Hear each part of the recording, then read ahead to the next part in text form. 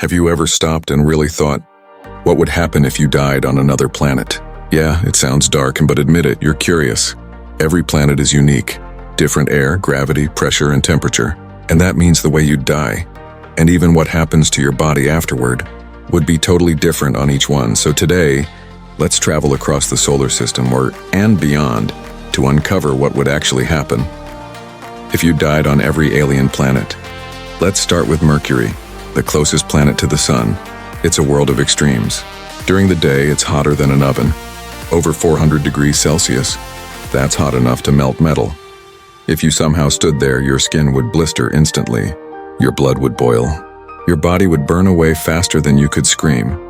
But if you somehow made it to Mercury's dark side, where sunlight never reaches, you'd face the opposite fate. Temperatures drop to 170 degrees Celsius. You'd freeze solid instantly. No air, no sound, just silence and stillness. Next up, Venus. If hell had a twin, this would be it. The air is thick with carbon dioxide and acid clouds. The pressure is 90 times stronger than Earth's, like being a kilometer deep in the ocean. If you stepped onto Venus, your lungs would collapse, your bones would shatter, and your suit would melt in seconds. Even metal spacecrafts have lasted only minutes here, so you wouldn't stand a chance. You'd simply dissolve into the planet's toxic atmosphere. Now, let's travel to Mars, our red neighbor. It might look calm and peaceful, but it's far from it. There's almost no oxygen, and the air is thin, mostly carbon dioxide. You'd suffocate within minutes. But here's where it gets eerie.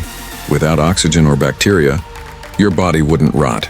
You'd stay perfectly preserved and frozen by the cold, mummified by the dry air. Thousands of years later, you'd still look almost the same, a silent reminder of how fragile life really is. Now we move to Jupiter, the giant among planets. But here's the thing. Jupiter doesn't have a solid surface.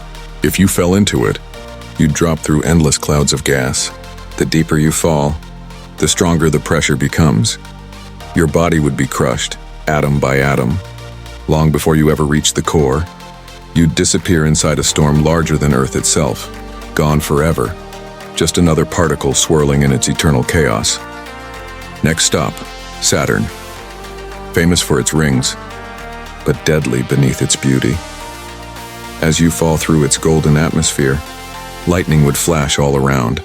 The pressure would crush your body slowly, painfully until there's nothing left. From afar, Saturn looks calm and majestic. Up close, it's a planet that eats anything that dares to fall in. Then we have Uranus and Neptune, the icy giants. Temperatures here plunge to hundreds of degrees below zero. You'd freeze instantly, your body becoming a solid statue of ice. On Neptune, the winds scream at over 2,000 kilometers per hour, faster than any hurricane on Earth. Your frozen body would be shredded and scattered into the storm, drifting forever through a world of blue ice. But what about planets beyond our solar system? The exoplanets.